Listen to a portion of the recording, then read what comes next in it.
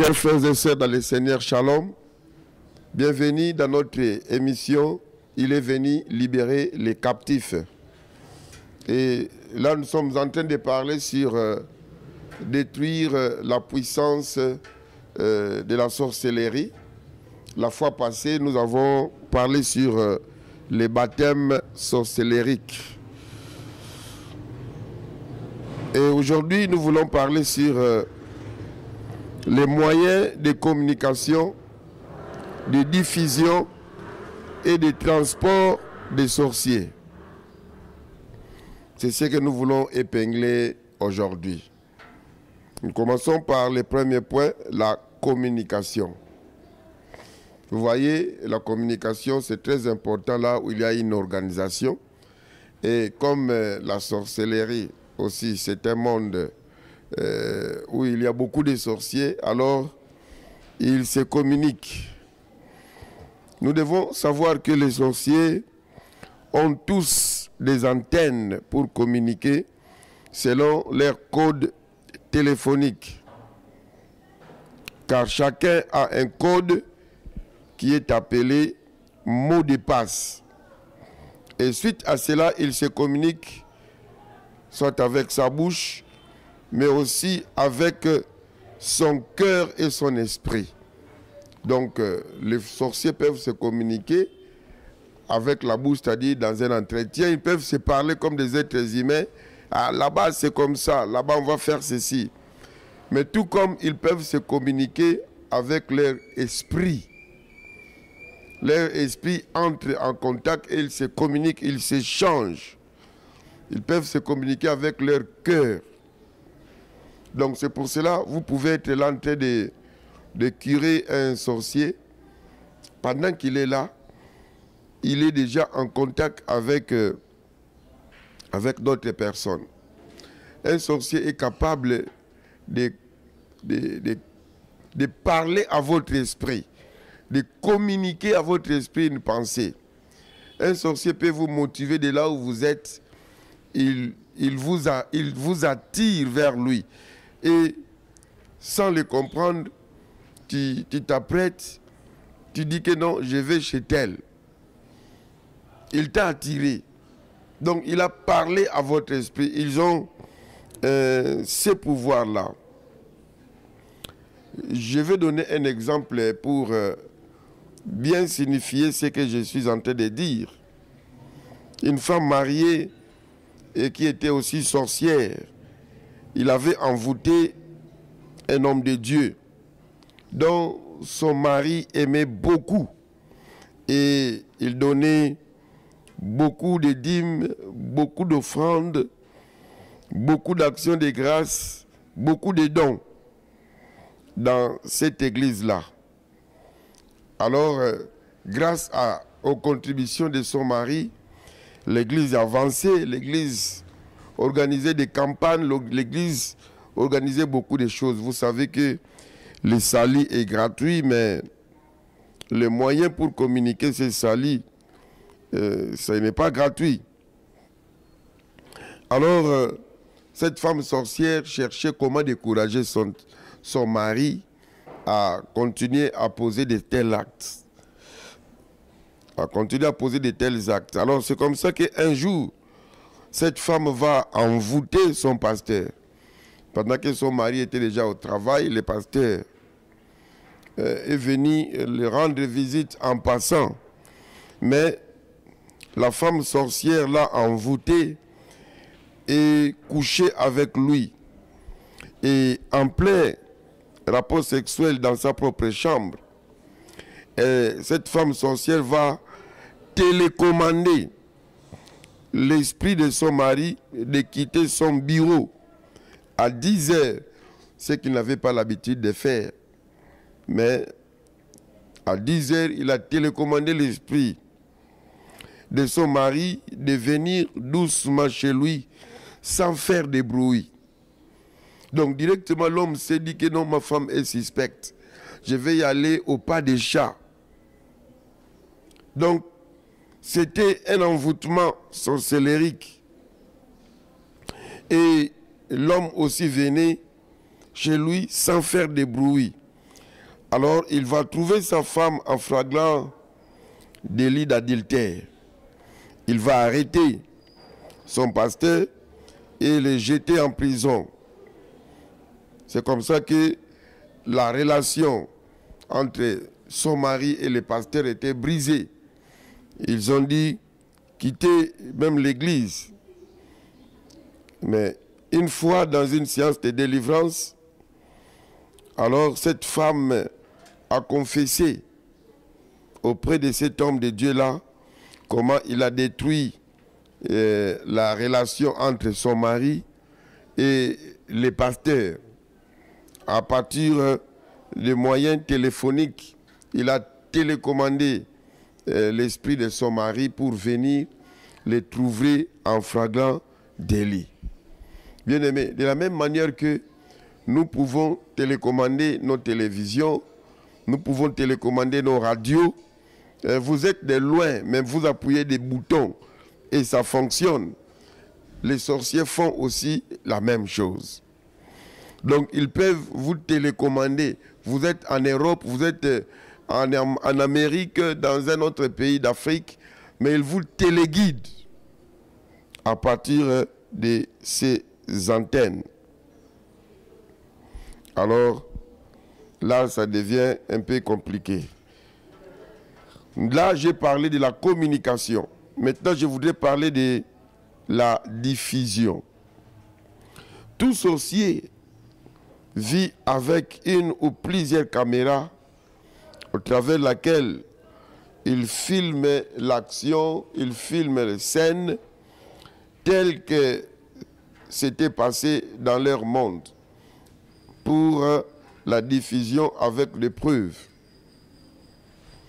Donc, ils font textuellement comme ce que font nos journalistes ici. Ce qui se passe, ils filment et ils vont les diffuser. Comme est tenté de le faire mon ami de tous les jours, le frère Christian Lumande, pour me filmer. Et il va le mettre dans les réseaux sociaux et ça sera suivi partout.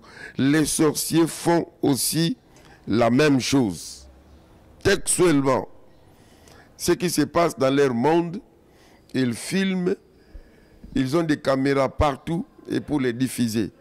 Les sorciers peuvent vous filmer dans leur caméra, dans votre chambre, dans votre douche, dans votre bureau. Ils vous filment de façon sorcellérique et ils diffusent partout. Il y a une sœur qui avait relaté comment son père sorcier, qui était au village, l'a téléphoné de son portable ordinaire toutefois qu'un homme venait l'épouser. Cet homme au village, il n'y avait pas de téléphone, mais son père qui était au village réussissait à le téléphoner, elle qui est en ville, dans un milieu citadin. C'est-à-dire que chaque fois, quand il avait des relations avec un homme, dès que dans les relations, il tendait vers le mariage, alors les jours qu'ils se mettaient ensemble pour voir comment ils vont faire des choses pour arriver au mariage. Alors, c'est le jour que les papas téléphonaient. Et dès que le téléphone de la sœur sonne, dès qu'il décroche, qu'il parle avec son père, donc aussitôt qu'il va terminer, cet homme devait partir. Donc l'homme se voyait comme s'il est fouetté par quelqu'un et qu'il le contraignait de partir et il ne pouvait pas résister de continuer à rester dans cet endroit-là. Et c'est comme ça qu'il a perdu 5 mariages. 5 hommes sont partis comme ça. Donc les jours qu'il s'assoyait, alors qu'il se disait que non, on va un peu parler, comment cela vont se passer. Alors c'est le jour que papa va téléphoner. 5 sont partis. Et un 6e prétendant aussi est parti. Et un jour, dans une action de délivrance, elle vint poursuivre l'enseignement qui s'est donné par rapport à la délivrance, c'est le problème de la sorcellerie. Alors, pendant la prière, il y a un esprit humain de son père qui parlait, qui disait que j'ai mis ma caméra en elle depuis son enfance dans ses cheveux, afin de les contrôler partout où elle peut arriver et la combattre. Donc, ce papa, par des moyens mystiques, a mis la caméra sur les cheveux de sa fille. Et avec cette caméra, il contrôlait sa vie. Partout où il partait. Et c'était un esprit humain qui parlait dans le chef de la sœur. Et après la délivrance, alors la sœur a été libre. Et cette fois-là, le papa n'a plus pu contrôler son problème de mariage. Et la sœur pouvait se marier sans problème. Et elle s'est mariée avec un blanc. Actuellement, elle vit en Europe. Donc nous devons savoir que les sorciers ont des caméras pour filmer, pour réaliser et diffuser toutes choses. C'est pourquoi, bien-aimé, l'un de tes secrets peut-être était sorti et tu t'es demandé, mais qui a divulgué ces secrets? Peut-être tu as même condamné certaines personnes qui sont innocentes. Mais je te dis que tu dois savoir que certaines de tes choses pouvaient être connues, non parce que quelqu'un t'a trahi, mais tout simplement parce que le sorcier a filmé et il a largué ça dans le monde. Et il peut larguer ça même dans la tête de quelqu'un d'autre. Je donne un exemple d'un étudiant qui était fiancé. L'histoire s'est passée en Afrique du Sud. La fille était une Angolaise. Elle était étudiante. Alors, elle s'est fait fiancer avec un homme. Le fiancé vivait en Portugal. Mais ils étaient des fiancés, ils ont gardé des contacts comme ça s'est fait souvent. Mais une fois, un homme, son collègue étudiant, a la baratiné, l'a dragué et puis ils se sont aimés. Ils ont fait la sexualité une seule fois. Mais pendant qu'il faisait l'acte sexuel, le garçon sorcier a filmé cet acte-là et il a envoyé cela dans la pensée de son fiancé qui était en Portugal. Et le fiancé en Portugal a rêvé cet acte sexuel-là. Donc, comme ça s'est passé, c'est comme si on avait mis le film devant lui. Alors, le fiancé en Portugal a téléphoné l'étudiante et lui a dit, voilà, j'ai fait un rêve comme ça, j'ai vu cet homme, c'était comme ça, et l'endroit c'était comme ça, comme ça, comme ça. Alors, les fiançailles étaient rompues. Il a dit que je ne veux plus t'épouser parce que j'ai rêvé des choses bizarres. Bien-aimé, l'étudiante est devenue encore fiancée d'un autre homme. Ce garçon a pris la même image. Il a lancé ça dans la tête de ces fiancés-là. Ces fiancés-là ont fait les mêmes rêves. Les mêmes rêves. Alors, les fiançailles étaient aussi disloquées. Mais c'est pendant une délivrance que l'un des intercesseurs va avoir la révélation que ce qui t'arrive là, c'est parce qu'il y a un homme avec qui tu as fait des relations sexuelles, qui a filmé cet acte et il utilise ça comme une arme pour détruire tous tes mariages. Alors, ils ont brisé cela. Pour que cela soit brisé, ils ont arraché, effacé ces images dans les caméras sorcellériques. C'est pour cela, au nom de Jésus-Christ, que tous ceux qui t'ont filmé, que tous les sorciers qui t'ont filmé, qui gardent tes images pour continuer à te salir, que ces images soient effacées dans leurs caméras au nom de Jésus-Christ. Si tu le crois, ça se passe déjà dans ta vie. C'est pour cela que nous devons savoir que par rapport à la diffusion, les sorciers ont des yeux. Ils ont des yeux à vision de près, ils ont des yeux à vision de loin, et ils ont des yeux à vision extra lointaine. Et tout cela, c'est selon les grades. Les sorciers plus gradés ont des visions extra lointaines.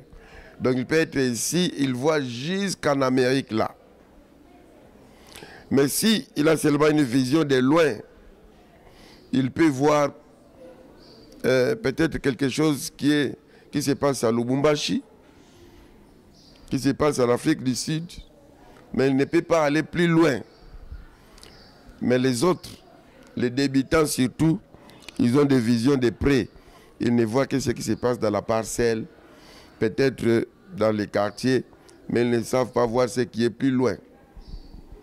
Et quand ils voient, quand ils filment comme ça, alors ils peuvent les propager. Et aussi dans leur monde sorcellérique, c'est comme ça qu'ils peuvent savoir que ce qui se passe en Afrique du Sud, ce qui se passe parce que peut-être un des sorciers a filmé et a lancé le message, comme nous le faisons dans le WhatsApp, comme nous le faisons textuellement avec des SMS, ainsi de suite. Troisième élément, je vais parler sur le transport. Les sorciers se déguisent sous plusieurs formes pour aller et ensorceler. Ils se déguisent sous plusieurs formes. Alors ces formes les servent de moyens de transport pour leurs déplacements nocturnes et journaliers. C'est comme ça qu'ils se déplacent. Alors, je vais citer ici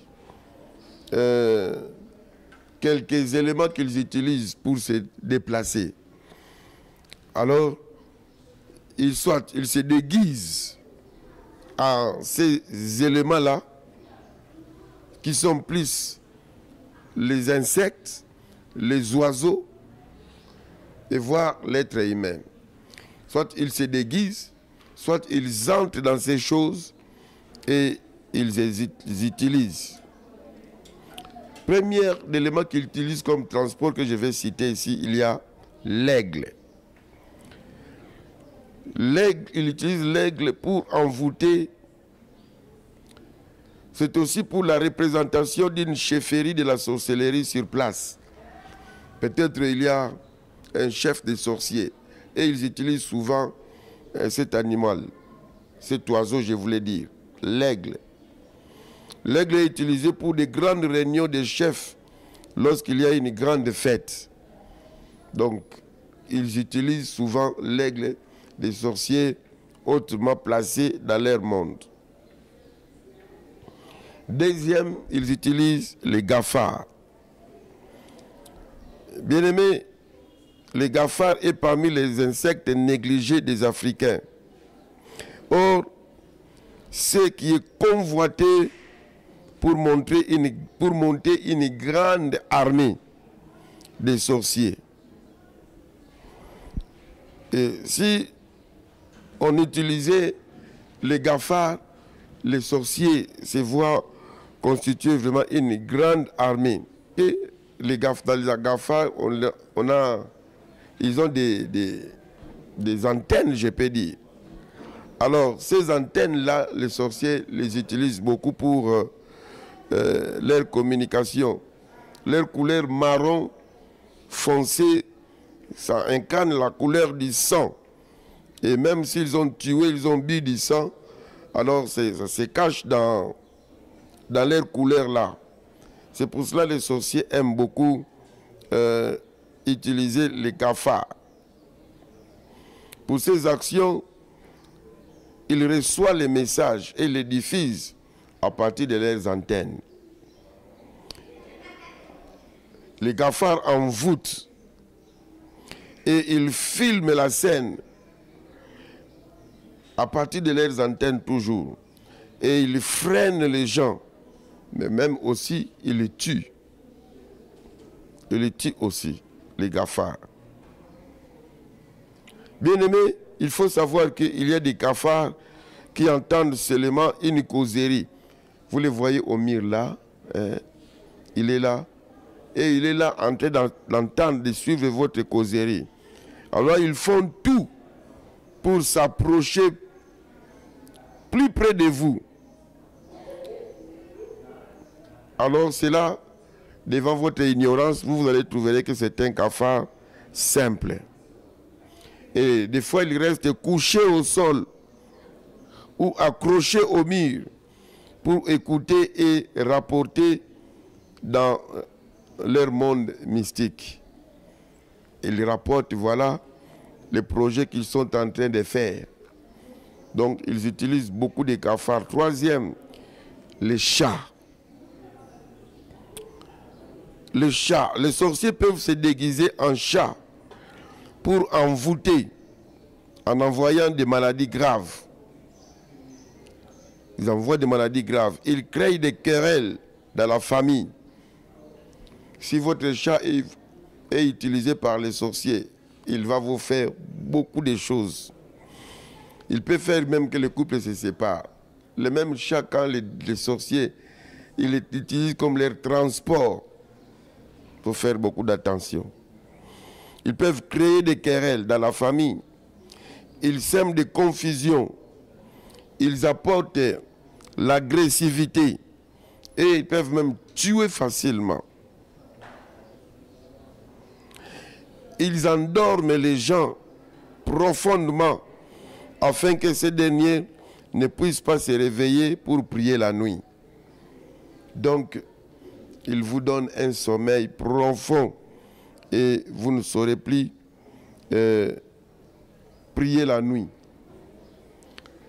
Alors, bien aimé, il faut faire attention. Il y a une femme qui me disait que aux États-Unis, elle est aux États-Unis, mais elle a commencé à constater des chats qui venaient sur sa fenêtre, qui venaient chanter. La maison était grande, mais les chats venaient seulement sur sa fenêtre. Alors la femme a compris, elle a commencé à prier contre ces chats. Et quand elle a pris le problème en charge, les chats ont fui. Les chats ne venaient plus. Donc, il faut faire beaucoup d'attention. Une fois, bien aimé, nous, quand on était encore des jeunes, il y avait, non loin de notre maison, une maison inachevée. Alors, il y avait souvent deux chats qui venaient là-bas. Alors, ces jours-là, nous nous sommes dit qu'on doit tuer ces chats-là. Pendant que les chats étaient là, nous avons encerclé la parcelle avec nos pierres. Vous voyez, à Matadi, il y a beaucoup de pierres. On a commencé à poursuivre les chats, à lancer des pierres. Bien aimé, on arrive à l'intérieur de la maison, nous avons trouvé un papa avec une femme. Mais c'était le papa qui venait souvent dans cette parcelle, c'était la parcelle de son neveu. Et en fin de compte, c'est lui qui a habité là-bas. Donc, c'est un peu bizarre. Quatrième, ils utilisent la chauve-souris. Les sorciers peuvent se déguiser ainsi, soit pour sortir et aller ensorceler, soit pour se dédoubler soi-même ou envoûter les gens. Ils peuvent utiliser la chauve-souris. Cinquième, ils peuvent utiliser aussi les chiens. Quand vous voyez les chiens aboyer toute la nuit, sache que les sorciers sont en réunion de guerre, soit chez toi, soit chez tes voisins ou pour une mission. Des fois, vous voyez, c'est comme si ces jours-là, les chiens, la nuit, s'étaient donné un communiqué de se retrouver dans une parcelle. Et vous voyez, ils creusent même, ils laissent des petits trous Tous les chiens sont venus là-bas. Ne voyez pas cela anormal, bien-aimé. Et là, ils viennent s'aimer l'esprit des bagarres. Ils viennent s'aimer les incompréhensions. Ils viennent mettre l'esprit des morts. Ils viennent s'aimer les troubles sexuels. Ça peut provoquer ils peuvent provoquer des problèmes de frigidité, des problèmes de stérilité, des problèmes des avortements. Ils peuvent amener aussi les blocages. Soit ils sont venus vous bloquer ou bloquer les voisins. Ça peut aussi emporter la mort. Je connais une sœur qui est morte. Dans la nuit, les chiens sont venus dans la parcelle, faisaient beaucoup de bruit là. Alors, quand la sœur s'est réveillée, elle a tiré un peu les rideaux. Elle a vu une maman qui a porté des habits rouges là. Les autres membres de la famille ne les voyaient pas, mais elle les voyait. Mais les autres ne voyaient que des chiens. Le matin, quand ils se sont réveillés, alors la sœur a pris sa toilette, elle est allée au service. Et en route, elle a piqué une crise. En la ramenant, elle est morte. Elle est morte. La sœur a commis l'imprudence de ne pas chercher la prière. Bien-aimé. Il y a une sœur qui me disait que un bon jour, il vient du service, il trouve devant sa porte un chien.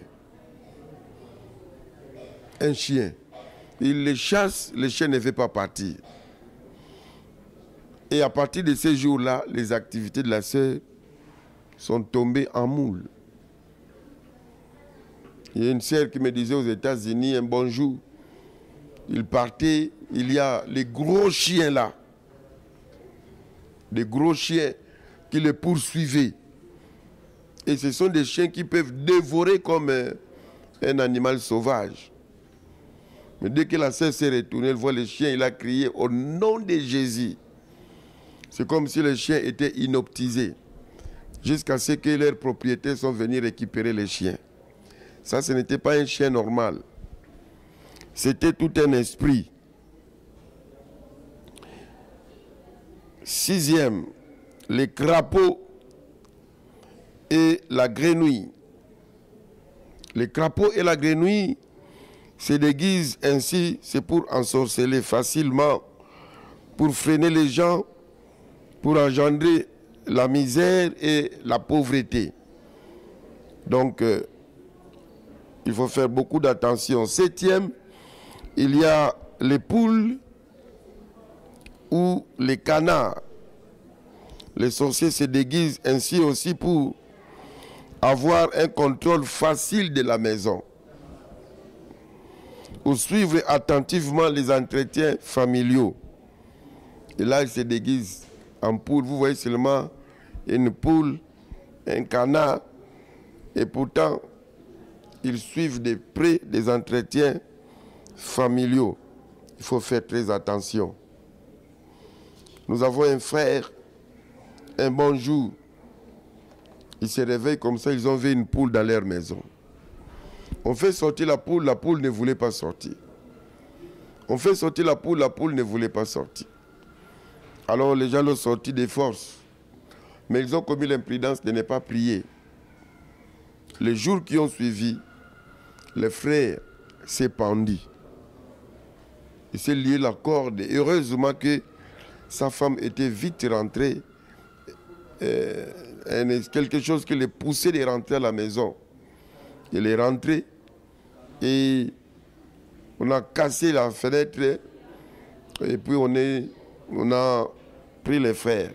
Le frère va nous dire que quand il s'est battu là-bas, après s'être pendu, il a vu beaucoup de gens qui étaient là en train d'attendre sa mort pour qu'il puisse les bouffer.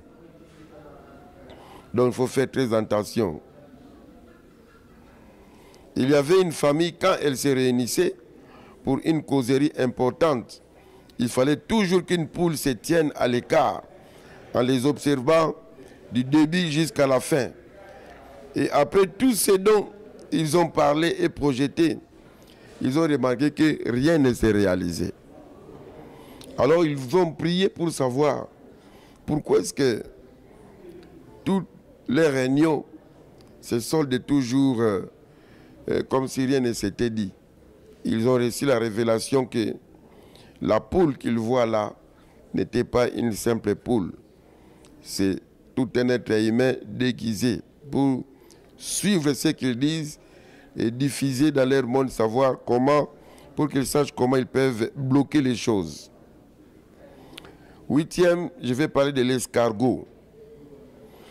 Il se déguise ainsi pour ensorceler et mettre les gens dans les cachots ou en prison, pour freiner les autres et se dédoubler pour travailler.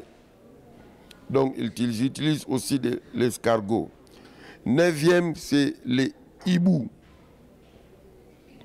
Les sorciers se déguisent en hiboux juste quand ils veulent aller ensorceler, pour bloquer et freiner sans pitié, pour envoûter totalement sans pitié, pour tuer sans pitié. Souvent les hiboux amènent les esprits des morts. Quand ils viennent, alors les choses sont vraiment très compliquées. C'est comme ça que dans un grand hôpital de la ville ici à Kinshasa, que je ne vais pas citer les noms, une sœur qui gardait son fils malade, mais la nuit, elle a entendu les cris d'un hibou à côté de la fenêtre. Et pendant les jours qui ont suivi, son fils est mort. Il a méprisé la prière. Bien aimé, quand vous voyez de telles choses, mettez-vous en prière. Il y a un pasteur qui a commencé une maladie qu'il a même emportée. La maladie a commencé un bon jour. Il vient, il ouvre son bureau et il a trouvé sur son siège un hibou qui était là.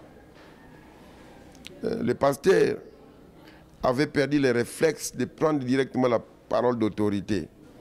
Il a fermé le bureau. Il est allé appeler les autres frères qui étaient dans les temples. Quand ils sont venus, ils ont ouvert le bureau. Il n'y avait plus rien. Il n'y avait plus rien. Il a seulement prié, il a continué à travailler. Mais ça n'a pas fait plus longtemps qu'il est tombé malade et qu'il a emporté. Dixième, c'est le lézard.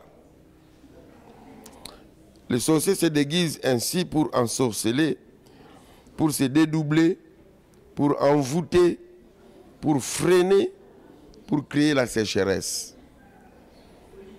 Donc, c'est ça les œuvres sorcellériques. Onzième, les oiseaux. Les oiseaux. Les sorciers se déguisent ainsi pour ensorceler, pour créer la sécheresse, pour s'envoler et arriver quelque part avec une vitesse de croisière afin de nuire les gens.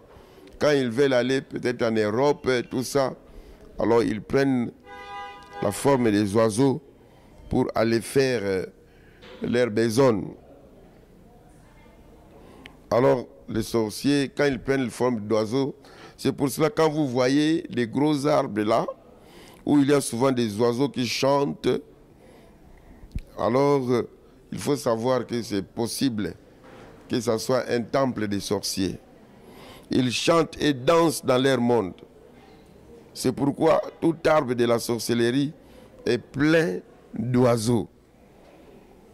Souvent dans le monde sorcellerique, ce sont des immeubles que vous voyez comme un simple arbre. 12. Les souris. Ils se déguisent ainsi pour un fort envoûtement, pour ramener la famine dans la maison, pour ensorceler, pour se dédoubler, pour suspendre les affaires ou les projets sans accomplissement. Donc les choses restent sans s'accomplir, en chantier. 13e, il y a la tortue. Il se déguise ainsi pour ensorceler, se dédoubler, envoûter les gens pour l'irrégularité en tout. Donc la personne devient irrégulière comme toi, il marche lentement. Il marche lentement.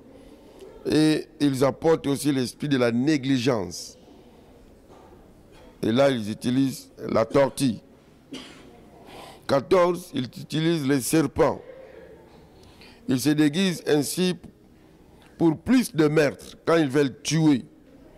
Remarquez que naturellement, les serpents fuient l'homme. Si vous ne l'avez pas offensé, en tout cas, il va vous fuir. Mais quand vous voyez, même sans qu'on vous menace, les serpents vous affrontent. Très souvent, ce sont des sorciers déguisés en serpents. Ils apportent aussi des maladies mortelles. Ils viennent combattre, ils viennent tuer. 15e, je vais parler des êtres humains. Les sorciers se déguisent en êtres humains. Ah, il est déjà un être humain, mais il se déguise aussi en être humain. Donc, des gens qui sont ici en RDC, mais qu'on voit, qui partent dans les maisons de l'air qui sont plus loin, en Amérique, aux États-Unis. Donc, ces gens-là, c'est déguisé. J'avais dit autrefois qu'un sorcier peut être vieux, mais il peut se déguiser en jeune fille, en jeune garçon. Il peut être un petit enfant, il peut se déguiser en grand garçon. J'avais dit autrefois comment est-ce qu'un garçon de 8 ans sortait avec sa propre sœur de 30 ans. Et quand il se déguisait, il prenait l'air de quelqu'un qui avait plus ou moins 40 ans. Et son catch, il le transformait en véhicule. C'est comme ça qu'il venait prendre sa sœur. Et la sœur voyait seulement que non, j'ai un chéri, mais elle ne se demandait pas où est-ce que tu habites. Son frère vient le prendre, il l'amène, ils prennent des boissons et ils font tout ce qu'ils pouvaient faire pour jouer. Il vient, il les remet et puis il se retire quelque part, il revient un homme normal, un jeune garçon. Un petit garçon d'ailleurs. Alors, sa sœur n'avait jamais su que son jeune frère se moquait de lui. Alors, le temps me manque, bien aimé, pour parler des moustiques, pour parler des mouches, pour parler des abeilles. Donc, en bref, je voudrais dire que les sorciers sont prêts à prendre toutes sortes de choses qui possèdent le sang. Tout ce qui a le sang. Les sorciers peuvent utiliser des poux, ils peuvent utiliser des pneus, ils peuvent utiliser des cancrelats, des chenilles, tout ce qui vit. Donc ils peuvent se déguiser en cela pour faire du mal. Alors, bien aimés, nous ne devons pas avoir peur de tout ceci. Nous devons détruire tous ces moyens de communication. Alors, pour détruire leurs antennes, pour détruire leurs caméras, pour détruire leurs moyens de transport des sorciers, nous devons prier. Mais avant cela, je voudrais souligner une chose. Je n'ai pas dit que tout insecte, tout serpent, tout chat, tout chien que vous voyez, c'est un sorcier. Non. Il y a des souris qui sont normales. Si vous n'entretenez pas la propriété à la maison, les souris vont venir. Mettez les produits pour les tuer, utilisez des pièges. Si vous élevez un chat, il y a des chats qui sont des chats normaux, des chiens normaux. Mais n'oubliez pas de continuer à prier aussi pour votre chat. Priez pour votre chien pour qu'il ne soit pas utilisé par la sorcellerie. Il y a des cancrelats qui sont des cancrelats normaux, des cafards normaux. Donc, il ne faut pas mettre les tout dans un même sac. Mais retenez que les sorciers se déguisent des fois et ils utilisent des fois ces insectes, ces animaux pour nuire. Mais quand vous voyez cela, n'ayez pas peur. Ce que nous devons faire d'abord, il faut prier. Il faut prier. Par rapport aux antennes, même si les sorciers peuvent mettre des antennes dans votre chambre et partout pour vous suivre. La Bible dit, dans Josué chapitre 1, verset 3, que tout lieu où foulera les plantes de vos pieds, je vous les donne. Comme Dieu l'a donné à Moïse, il l'a donné aussi à Josué. Et aujourd'hui, il te les donne. Partout où tu es. Alors, il faut prendre possession de cet endroit-là. Il faut dire qu'ici, dans cet endroit, des caméras sorcellériques ne fonctionneront pas. Leurs antennes ne vont pas fonctionner. Leurs miroirs, leurs micros ne vont pas fonctionner. À l'époque de Mobutu, je ne sais pas si jusqu'à aujourd'hui ça continue, mais à l'époque de Mobutu, quand vous passez devant le camp Tchatch, le téléphone ne fonctionnait pas. Et même si vous appelez, ça ne fonctionnait pas. Je ne sais pas si à partir du camp Tchatch ou bien les Américains qui sont à côté là, qui brillent un peu les réseaux de la communication. Si les hommes peuvent briller la communication, mais la prière les fera encore mieux. Alors vous pouvez prendre possession de l'endroit où vous êtes pour déclarer que les antennes sorcellériques, les caméras sorcellériques et tous leurs moyens sorcellériques ne vont pas fonctionner. Et la prière est très efficace.